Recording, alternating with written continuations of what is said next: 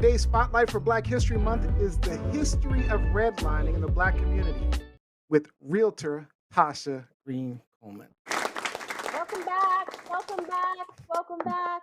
Tasha, welcome back to Thank the show. you. Thank you. It's so good to be back. Good to Love, see you all. we love having you. Good to see So you. many of our regulars may remember we had a spotlight on Tasha in season 2, episode 28, where she shared with us her story and talked more with us about the value of home ownership. So now she is back with us talking about redlining. But before we get into Yes. that, how are you and the family since we last saw you? Oh man, we are doing well. Gosh, I guess the last time I was here, it was, we were in pandemic. It was different. Yeah, it was deep. Yeah, we kind of thought we were coming out, and Mhm. yet we're still here. We're So here. Yeah. we're still here, It right? was almost a year. You were Everyone's here last April. Oh, yeah, almost a year. yeah. So we're doing well, and everyone's staying safe. I can't complain. All right. And Lizzie had a Wonderful. question for you before we started, too. Oh, Yeah. tomorrow's Valentine's Day. Love is in the air. So tell us, overrated Valentine's Day. What do you think? Love it, hate it, best Valentine, worst Valentine? Uh, so I won't say I love it, and I definitely don't hate it. So I'm married. I have 4 daughters. Oh, In our world, yeah. So Valentine's Day, first of all, I'm into gratitude like throughout the entire year. I'm a big gratitude person. So okay. you better be showing me that you love me all year round. And we're very, we're very loving family. We're very expressive of our love. So to a degree, it's another day. What we tend to put a little more focus in is expressing it mostly to our daughters, maybe a little bit more. And then there's the element of making sure like all the kids have the little cards and the little candy treats to take to school. But nowadays, there's so many rules, right? You can't take candy to this school. Maybe this school allows, there's like gluten free, it may have nuts. So it's a lot of those things Ah, to juggle. So Valentine's Day for me tends to be a little more exhausting, making sure the girls have everything they need. And it's always it's a day also to just give a little extra love Mhm. to my Yeah, husband and yeah. to our girls. So and at the same time, you can't hate a day that's all about love and Right. happiness. Right, Yeah. right. You kind of can't hate it. Yeah, you can't hate it. And then I want to be very intentional moving forward about concentrating on maybe identifying 1 or 2 people that may not have as much love, quote unquote, in their Mm, worlds. Maybe Hmm. someone that mm, is lonely, or someone beautiful. that's mm-hmm. yeah. So that's one thing I Absolutely. really want to focus on moving forward, because I'm fortunate to have a lot of love in my life. So I love that. good question. Absolutely. Love it. Yeah, Love it. Good question. that's nice. All right. So today you're actually back joining the conversation on redlining in the Black community. So let me quickly explain what redlining is to a lot of our audience who may not know. So, redlining has become shorthand for many types of race based tactics in real estate that exclude people of color from real estate agents, directing Black homeowners and renters to certain neighborhoods and away from affluent white neighborhoods, to literal racial covenants in many developments that explicitly said Black people are not allowed in these neighborhoods. But the term redlining actually came out of the 1930s with government programs that were designed to prevent foreclosures after the Depression hit. But it was important for the government to keep most of that money out of Black people's hands and also make sure white neighborhoods stayed white. So lenders created these maps, Mm. and the Hmm. Yes. term redlining was a reference to the red marks on the maps that outline mixed race or Black neighborhoods, while the white or more affluent neighborhoods were usually outlined in green, blue, or yellow.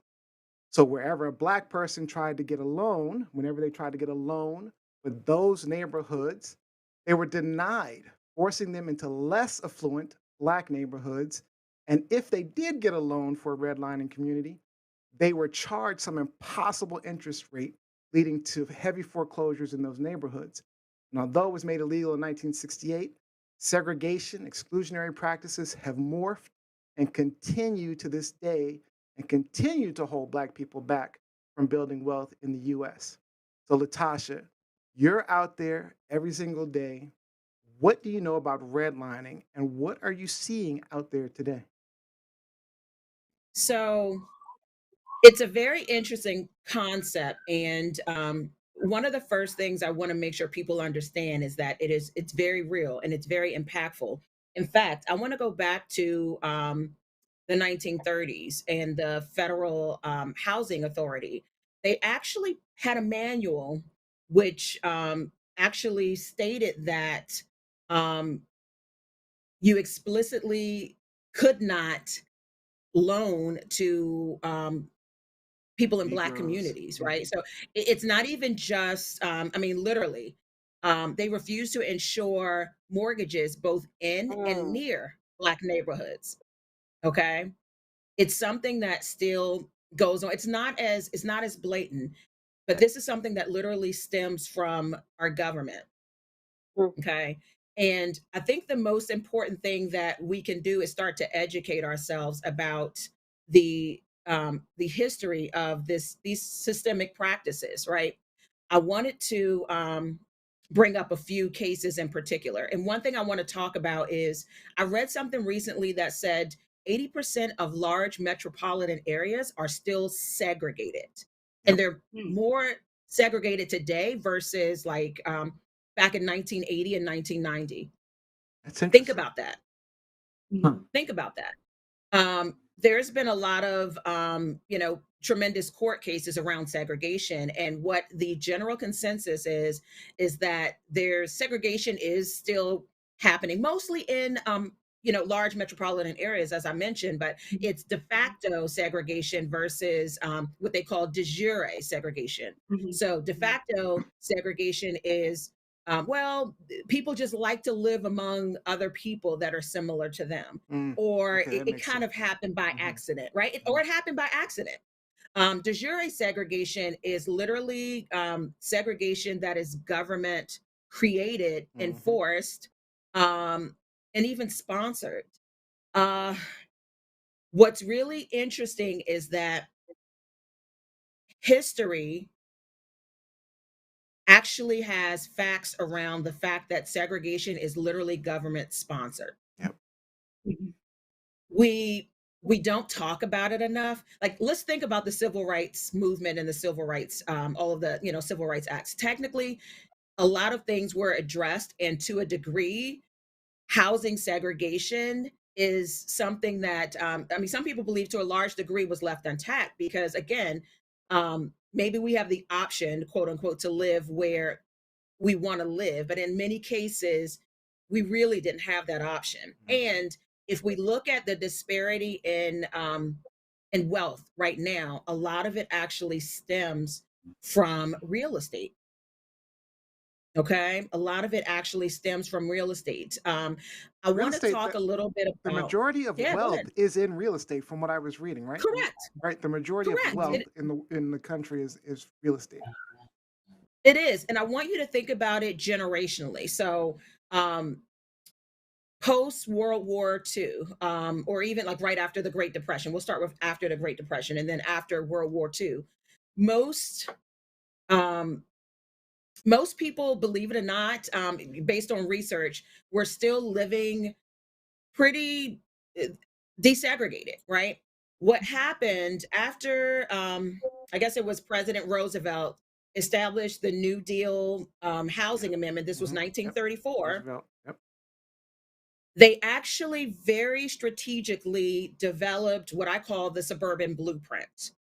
And I'll tell you a little bit mm, more about that. So, there's a community that is kind of one of the first big suburbs in the country. And I kind of call it the blueprint, Levittown in New York, suburban New York. This community consisted of 17,000 single family homes. At this point, a lot of white people and Black people were living in public housing. Guess what? Public housing was established and it looked very different from what we know of public housing today. Mhm. Public housing was established for the working class because there was a shorting for housing. What the government did, however, was establish public housing for Black people and public housing for white people. And you can even read that in a lot of cases, the communities where they created two separate housing facilities were not segregated. The government did it this way and it became segregated, right?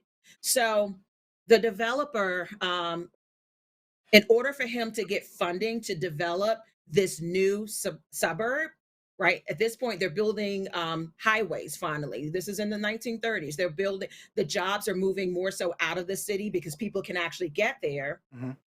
But what's happening, in order for the funding to be established to the developer, he had to go to the Federal Housing Authority. Guess what? They agreed to give him this funding, but what had to be listed in the covenants and deeds and restrictions is that you cannot resale or rent to Black people. Mhm. Of course. Oh. Okay, Of course. it's So can I in just order to get can I just funding. add Go ahead, Lucy. can I just add Yeah. something to that because I don't think a lot of people are aware of this. And throughout his entire campaign and presidency, I kept preaching this. 45, Donald J. Trump in the 80s was sued by the U.S. Justice Department because he refused to either rent or sell his properties to Black Mhm. people. Okay, Yeah. this is a president of these United States. So when people Yeah. used to ask the question, okay, so where's the proof that he's racist? I'm like, hello, yes, we are talking, we're in the 21st century. But if my parents had been under his jurisdiction back then and looking to buy or rent one of his properties, he would have denied them, both he and his father would have denied them because of the color of their skin. So this is very real, people. And it's a part Mhm. of the US justice system, it's a part of the US government, and it's a part of Hmm. apparently who we decide to elect the president in this country. Absolutely. Wow. Absolutely. Absolutely. So, you're right, and it's very real. And in my opinion, there's a reason why there's these big discussions around what is it, the critical race theory. People, Critical. there are very very real facts of Mhm. things that have occurred in history, and some people just don't want their kids and grandkids to hear it, Yep. right? Right. This So conversation on redlining is yeah, so important because it is. if you have to realize people think that these bad neighborhoods just popped up out of nowhere. But not only did it desegregate the bad neighborhood into Black people into some of these neighborhoods, these undesirable neighborhoods, but they also flooded in the 80s, the 70s, 80s, they flooded it with drugs. Actually, before that, they flooded it with Mhm. drugs. Absolutely. Reagan, Mhm. Reagan, Right. Nixon, hello. Yep.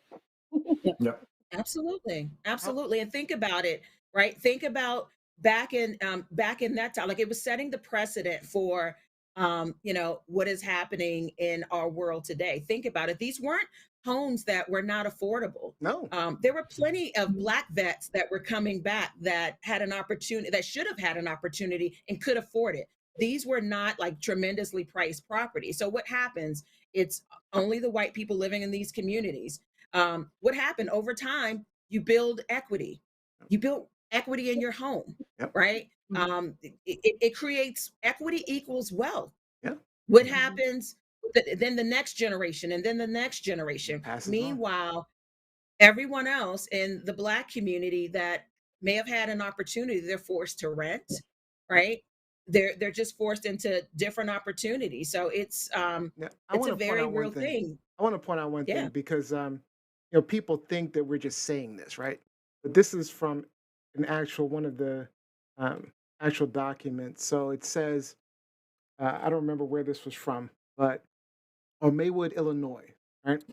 And it says a description of characteristics of the area. This is an old shabby neighborhood situated in the village. Terrain is with good trees, etc. Heavily traveled. It talks about a bus line and nearby suburban communities, churches, schools are convenient. Um, and this sounds like an amazing place, except for it says at the bottom here. The area is of mixed and rather poor appearance and unlikely to improve very much due to age and low grade population, comma, of which considerable portion are Negroes. This is fourth Mhm. grade, meaning redlined, because of poor prospects and undesirable population. So it's a good area, right? But because black people are there, it's not a good area. You understand? Mhm. They Well, redlined and that area. that leads into the term white flight. That's exactly what Yep. white flight means. The mass Absolutely. migration of white people from certain areas, from certain cities to the suburbs, to the country, because black people were starting to buy and own property and rent property in those previously white dominated areas. That's Mhm. exactly what white flight means. Yep. And that's still the Absolutely. case. That's still the case, at least in Long Island, because I have a lot of family from Long Island. They're not Mhm. that far from Levittown, but they just keep moving Wow. east. They keep seeing, like, Mm. they're gonna run out of land. First of all, like, you're gonna move to the Hamptons, and you run out of land. There's the Atlantic Ocean, but they think that the city is being ruined by people of color. You know. Oh, there's a comment online from Jacqueline Robinson says this is why black-owned banks like Industrial Bank of Washington were crucial in the ability of black homeowners to obtain Mhm. loans. Mm. Mm. Good point. And it And also Good then goes into point. the theory where you have a lot of politicians, a lot of conservatives, a lot of Republicans who are always telling, black people, minorities or whatever, um, to pull yourself up by your bootstraps. mm, We've Yep. given you Yes. this opportunity and you have squandered it. You always make excuses. You don't take advantage of the opportunities that we have given you. Well, how are we supposed to do that when you always sabotage? exactly. Government regulated sabotage of me just trying to get a Yes. home, of me just trying to get a home. Yeah, Latoya which is Blakely. supposed to be your uh, constitutional right. Absolutely. Exactly. Latoya Exactly. Blakely says that is why I don't argue with Trumpers because they are some of the most deluded people on the planet. I'm not going to drive myself crazy arguing people willing willingly wearing blinders so that man's very that man's very overt racism.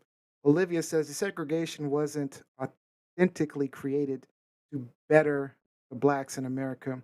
There's a lot of information on this. It actually hurt a lot of blacks that were millionaires, entrepreneurs, business, etc.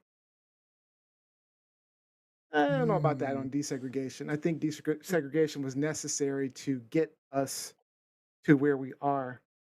Um, Or necessary to get us to allow us the opportunity.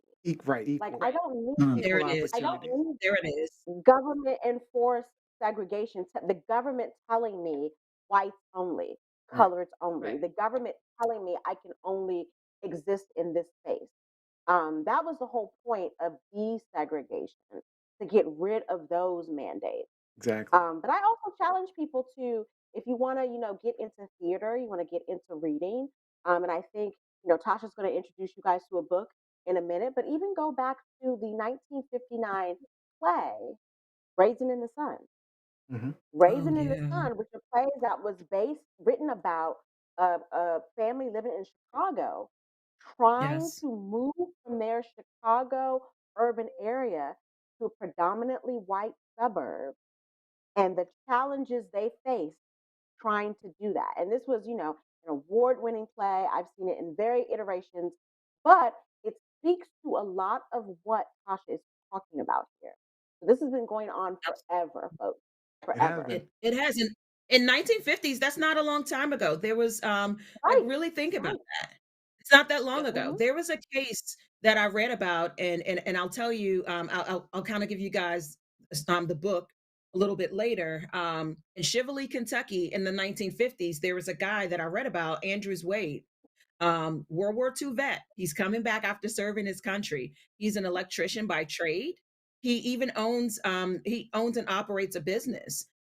He's married. He has I believe he had a daughter. They decided that the current neighborhood that they were in, they wanted a different environment. He wanted more space and a better situation for his family.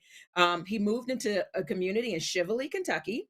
Um, obviously he could afford it, probably more so than most people that actually live there. Mm, Um, mm.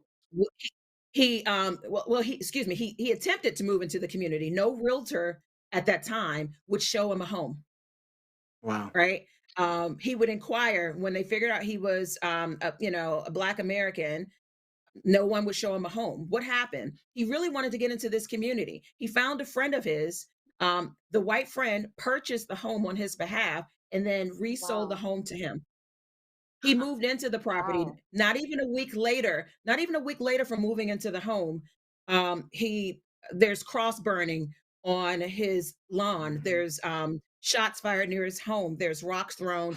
Not even 11 days after moving into his home, his homeowner's insurance company drops him, not from Woo. lack of paying a premium. They considered him high risk, Right. High risk. right? High risk. Yep. High risk. High risk. Not even 2 months later, not even 2 months later, I'm sorry, my AirPod fell out. Not even 2 months later, his insurance company sends him a notice of default because you can't have a mortgage without homeowners insurance. So they're saying you have about, I think it was 8 or 10 days in order to pay your mortgage in full, or we're gonna serve you a notice of default and foreclose on your property, This was right? regularly Um, happening. This this this is in this this is wasn't in even 1950. right, and this was not an anomaly. This was a normal operating procedure. But I It wanted to was a show normal operating procedure.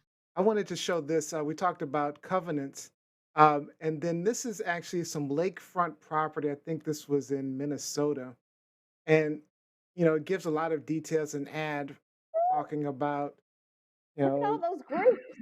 Look at all I those Mm. groups. know. they it's a discount, 3 years, 6% interest, but then there are these restrictions. It says the party of the second part hereby agrees that the premises hereby conveyed shall not at any time be conveyed, mortgaged, or leased to any person or persons of Chinese, Japanese, Moorish, Turkish, Negro, Mongolian, Semitic, or African blood or descent.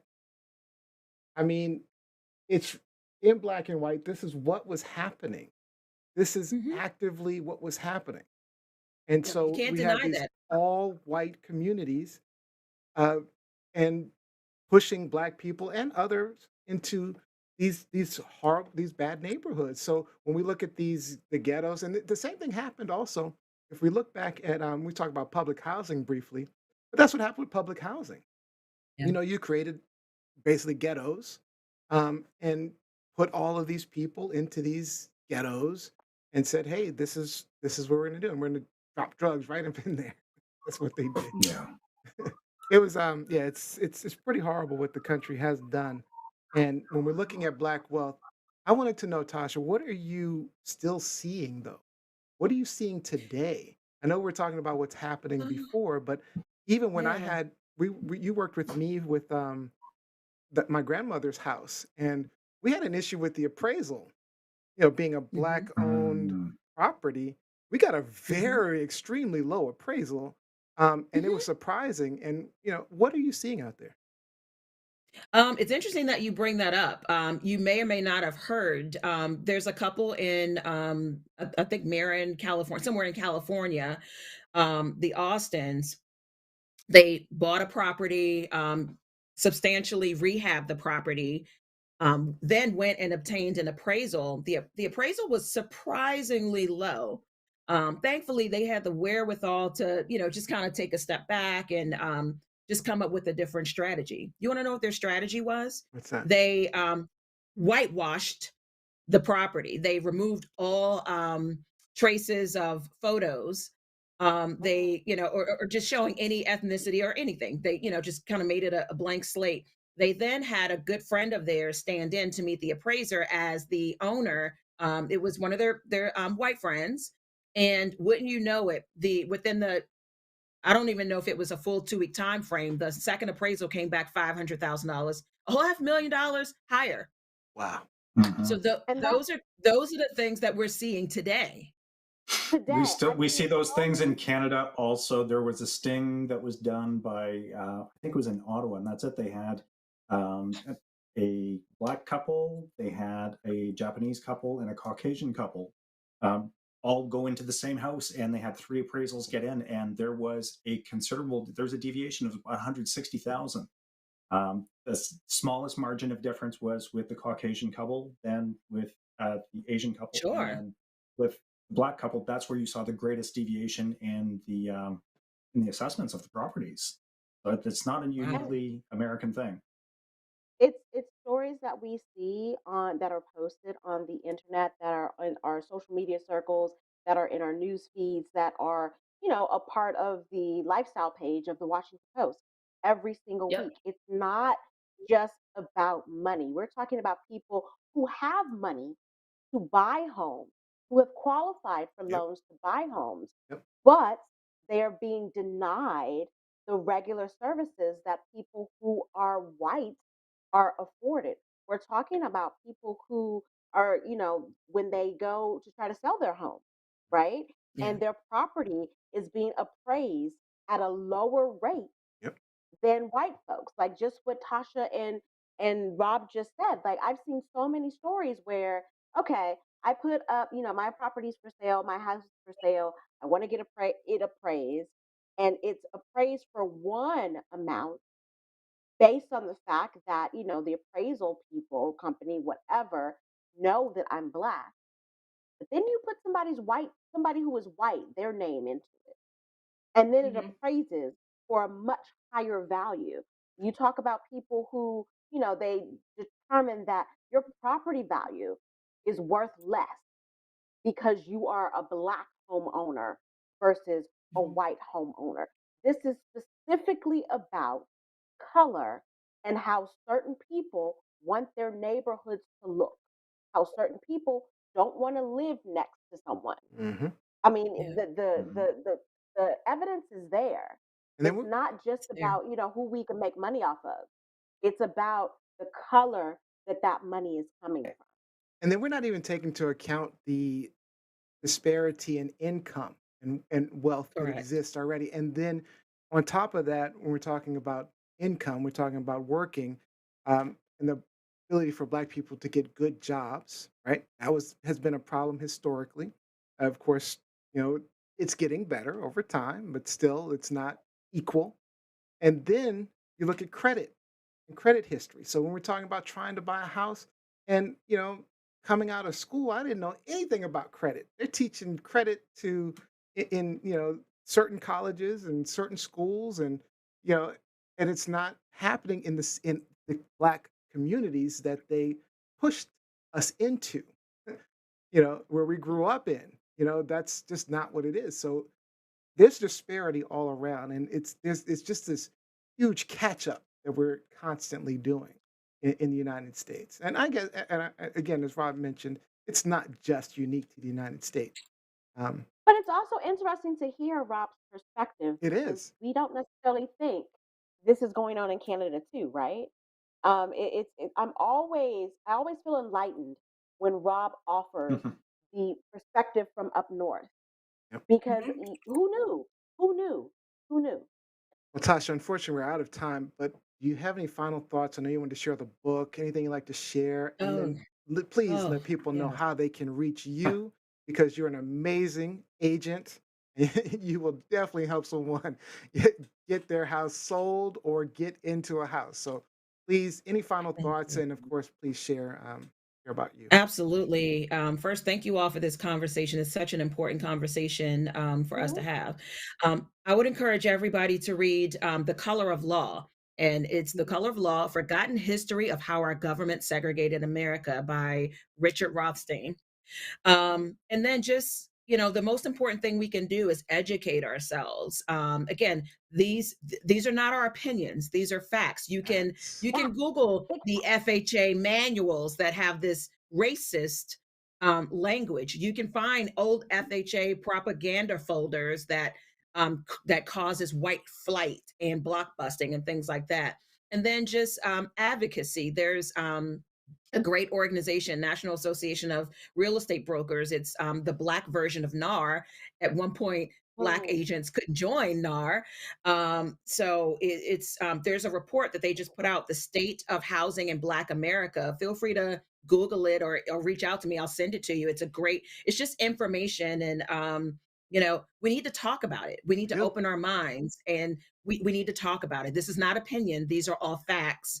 And the things that were done in those days certainly still impact us today. So we need to talk about it. Absolutely. That's really what it is.